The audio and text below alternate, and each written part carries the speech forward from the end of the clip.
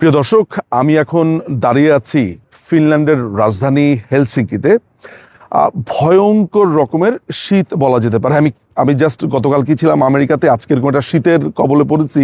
আমার হাতের ডান দিকে আছে হচ্ছে ফিনল্যান্ড পার্লামেন্ট, ন্যাশনাল পার্লামেন্ট, এবং হাতের বাম দিকে তাদের যে কেন্দ্রীয় লাইব্রেরি সেটি। কিন্তু আমি যেটি বলছিলাম যে এই হেলসিঙ্কির যে তীব্র শীত বা হিম, তার থেকেও হিম করা একটা খবর আছে, যেখানে আমার কাছে মনে হয় যে বিচারহীনতার যেই হিমশীতল গল্প, এটি ফিনল্যান্ডের এই হিমশীতল থেকেও অনেক ভয়াবহ। আমি আপনাদেরকে বলা যেতে পারে একটি ব্রেকিং খবর আমি আপনাকে দিতে চাই। সেটি হচ্ছে যে আপনারা জানেন যে সেনাবাহিনীর যে 25 সদস্যের বিরুদ্ধে চার্জ আনা হয়েছে, যাদের বিচার এই ইল্লিগাল ইউনুস গভর্নমেন্ট ইল্লিগালি করছে, তাদের স্বজনদের অনেকেই আমার সাথে যোগাযোগ করেছে এবং ভেতরের কিছু ভয়াবহ খবর দিয়েছে।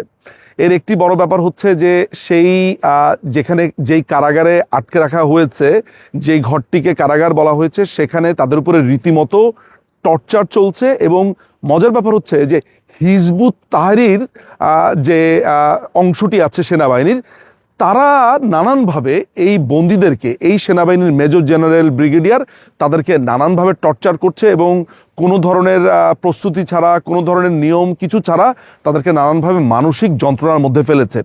এর মধ্যে বলে রাখা ভালো যে যেই আর্মি অফিসাররা আছে, তারা তাদের পছন্দ মতো আইনজীবী চেয়েছিল, কিন্তু সেনাপ্রধান যে ওয়াকারের নির্দেশে বলা হয়েছে যে কোনো লয়ার দেওয়া হবে না, আমরা যে লয়ার ঠিক করে দিব সেটাই।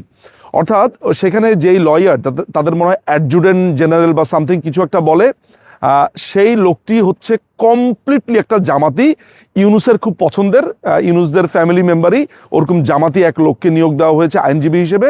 সেই লোকটি রীতিমতো কথা বলছে যে হ্যাঁ, আপনারা তো এই করেছেন সেই করেছেন, মানে ওদেরই লয়ার ওদের এগেনস্টে কথা বলছে। কোর্টে কি করবে সেটা বলা বাহুল্য। ফ্যামিলি মেম্বাররা ভয়ঙ্কর রকমের কান্নাকাটি করছে, আমাকে এসে বলেছে যে এই ঘটনা চলছে, তাদেরকে দেখা করতে দেওয়া হচ্ছে না স্বজনদের সাথে। এবং এই কাজগুলো করার আগে যখন এদের বিচারটা শুরু হয়, আপনারা জানেন যে সেনাবাহিনীর তরফ থেকে সেনাবাহিনীর জেনারেলস, মিড লেভেল অফিসার, অনেক সিনিয়র অফিসাররা এটা সেনাবাহিনীর উপর এক ধরনের অপমান হিসেবে ধরেছে। এই খবর পাওয়ার পরে আমার কাছে পুরো জিনিসটাকেই একটা ভয়ঙ্কর সিচুয়েশন মনে হয়েছে।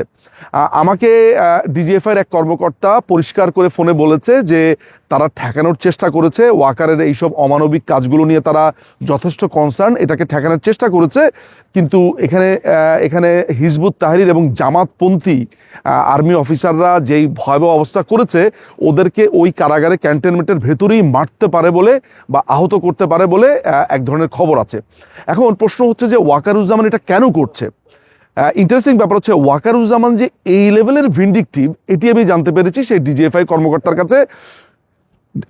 ওয়াকার যখন চাকুরিতে ছিল, সেই চাকুরি থাকা অবস্থাতে যেসব অফিসারদের সাথে তার নানানভাবে টক্কর হয়েছে, বা সেই অফিসারদের স্নেহধন্য যে অফিসাররা আজকে ইন্ডাক্টমেন্টের শিকার হয়েছে, তাদেরকে এই বিচারের কাঠগড়াতে আনা হয়েছে, তাদের উপরে প্রতিশোধ নিচ্ছে। যেমন মেজর জেনারেল সাইফের কথা বলতে পারি, যে তাকেও আপনার এই অপরাধী করে তার নামেও সমন জারি করা হয়েছে।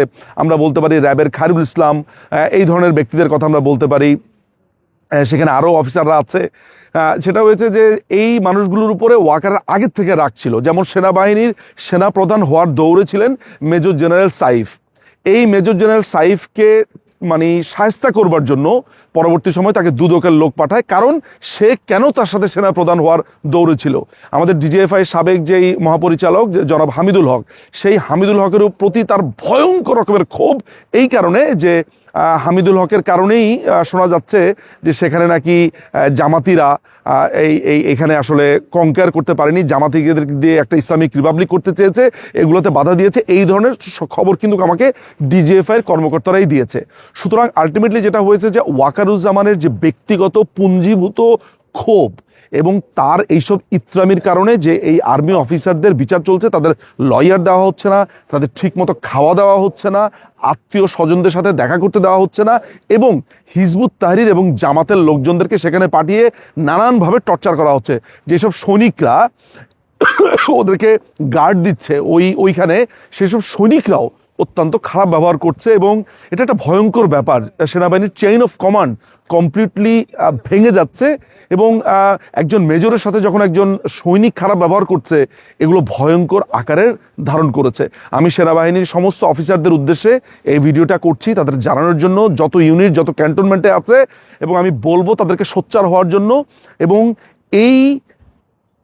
এই কুলাঙ্গার এই ওয়াকারের বিরুদ্ধে তারা যাতে উচ্চকিত হয় এবং এই ওয়াকারের বিরুদ্ধে তাদের কথা বলবার এবং ফুঁসে উঠবার আমি আহ্বান জানাচ্ছি, আমি অনুরোধ করছি। অনেক ধন্যবাদ ফিনল্যান্ডের হেলসিঙ্কি থেকে।